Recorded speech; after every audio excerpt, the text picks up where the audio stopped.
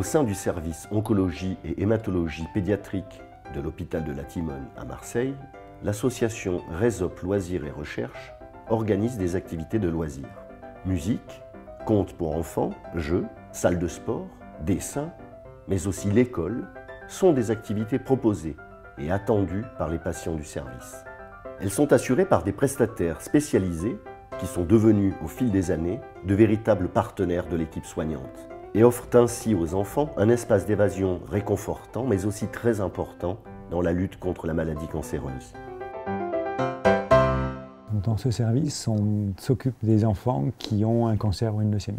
Et on coordonne le traitement qui comprend de la chimiothérapie, de la radiothérapie, de la chirurgie. Et puis une fois que le traitement est fini, on continue à les suivre pour s'assurer qu'ils ne rechutent pas ou qu'ils ne développent pas des complications long terme liées ou à la maladie ou surtout aux traitements qui sont toxiques.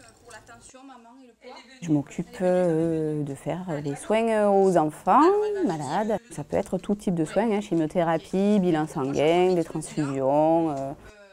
Et je suis en plus l'infirmière coordinatrice du réseau REOP. Donc je fais le lien avec les infirmières libérales, c'est-à-dire qu'on met en place avec le docteur Reyes les équipes d'infirmières libérales pour que les enfants puissent un peu souffler et avoir des soins aussi à la maison et être moins à l'hôpital, ce qui est très très important je pense. Et donc moi je fais le relais avec ces infirmières libérales pour leur expliquer ce qu'elles vont avoir à faire à la maison comme soins et les former. Je sèche et je mets ma bêta jaune. En dehors donc, du rôle assuré aux enfants une continuité dans le traitement et dans la qualité des traitements qui leur sont appliqués en ville, eh bien, il y a aussi tout ce côté amélioration de la qualité de vie. On essaie de faire que le temps qui soit passé à l'hôpital soit le moins long possible et le plus normal possible, entre guillemets. Donc de ramener du dessin, de l'art, du rire, de la musique. Et pour nous, c'est quelque chose qui est capital. Et on préfère des intervenants qui reviennent régulièrement pour construire des actions plutôt que des one-shots où il y a quelque chose d'un peu waouh qui se passe, mais qui est éventuellement sans lendemain.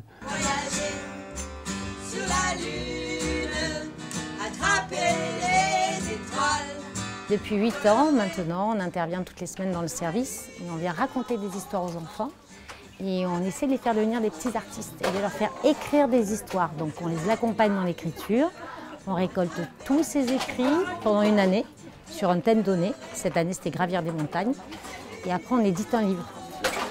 On travaille avec une illustratrice professionnelle. Cette année, on associe toujours un artiste différent. Donc c'était un auteur dramatique qui est venu écrire une pièce inédite en s'inspirant des histoires des enfants. Et après, on en fait un spectacle. Et en fin d'année, on leur joue le spectacle. On leur offre le livre édité ou le CD pour faire une fête tous ensemble.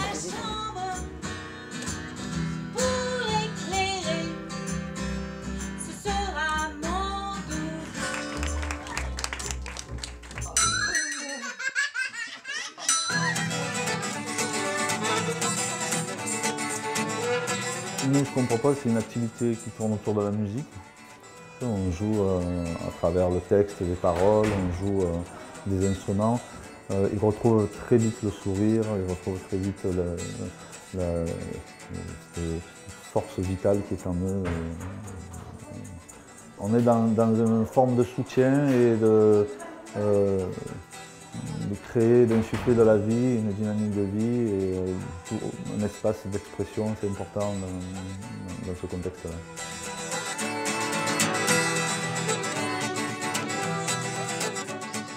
C'est régulier qu'il y ait des petites animations comme ça, c'est sympa et ça nous permet de passer un peu le temps là, quand les journées sont un peu longues. Le temps qu'il y ait la chimio, les transfusions et autres. Ça amène un peu de gaieté dans le service, quoi. Lui, c'est un habitué de la salle de sport, surtout qui est à l'étage au-dessus. Ça lui permet, quand il est en bonne forme, de se dépenser un peu et puis de voir d'autres enfants malades, quoi. Ça lui fait du bien. La salle de sport est très importante pour les enfants. Ça leur permet de sortir de leur chambre pendant les hospitalisations, d'avoir un petit moment pour s'évader, pour bouger. Ça leur permet d'oublier un petit peu la maladie et les traitements. Et d'un autre côté, ça leur permet de se préparer physiquement à affronter la maladie. On diminue les séquelles liées au traitement. Et on travaille vraiment sur la rééducation et le plaisir de l'enfant. Et puis quand il n'y a rien, il reste la salle de jeu qui est là en permanence. Il y a aussi le professeur qui dispense les cours pour tous les niveaux. Je pense que de venir en classe, c'est la normalité. Ça permet de dédramatiser, de passer un moment qui n'est pas le moment des soins, donc d'être parfois aussi avec ses camarades. Ici, ils font les mêmes évaluations que leurs copains dans leur école d'origine. On travaille en équipe donc avec les soignants, hein, c'est très très important. Il y a bien sûr la collègue éducatrice, Nathalie, avec qui je suis en contact régulier et on bosse ensemble, quoi. Mon rôle, c'est d'accueillir et d'accompagner les enfants en salle de jeu. C'est un espace qui leur est complètement dédié. C'est un espace où ils viennent jouer, s'exprimer, ce qui permet aux parents justement d'avoir un temps pour eux à l'extérieur de la salle de jeu. Ça permet de dédramatiser l'arrivée de l'enfant à l'hôpital de jour. Et surtout, voilà, ça lui permet de continuer dans son développement dit normal d'enfant. Il y a beaucoup d'infirmiers et d'infirmières qui nous ont dit qu'on faisait vraiment partie du processus de l'enfant et du processus thérapeutique. Comme ils vivent des moments vraiment d'évasion avec nous, c'est une bulle de respiration et qui leur permet d'avancer dans les moments difficiles, voilà, et de tenir et de se dire mais oui, bon, il y a des ailleurs qui sont quand même plus lumineux, hein, on va y arriver, on va gravir ces montagnes ensemble. Et puis il y a un autre versant qui me tient aussi beaucoup à cœur, qui est un versant recherche. Donc RESOP reçoit aussi des dons, beaucoup de la part d'associations qui ont été montées par des parents de patients. Ici, en préclinique, on va faire tout ce qui est évaluation des nouveaux schémas de traitement, amélioration des thérapeutiques, pour que seules les versions optimales, optimisées, arrivent en clinique ensuite et que ce soit efficace très vite. Ce soutien, ce support financier va nous permettre vraiment de réaliser nos expérimentations, quelles qu'elles soient, et puis très ponctuellement, va nous permettre de compléter un financement, nous permettant donc d'acheter un gros matériel qui nous permet d'avoir accès à des techniques actualisées, les plus optimales, et donc qui nous permettront vraiment d'avoir des résultats prometteurs qui seront transposables très rapidement après en clinique, puisque c'est ça l'objectif.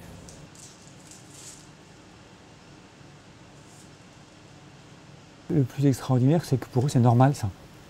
C'est-à-dire qu'ils ne se rendent pas compte que c'est un effort et que c'est pas partout que viennent des clowns, que partout il y a une compagnie qui viennent faire des spectacles, qui utilisent leur histoire pour en faire des contes, qu'il y a une salle de sport. Pour eux, c'est normal. Alors qu'il y a beaucoup de gens qui travaillent, beaucoup de petits donneurs qui donnent, etc. pour que ça puisse se passer.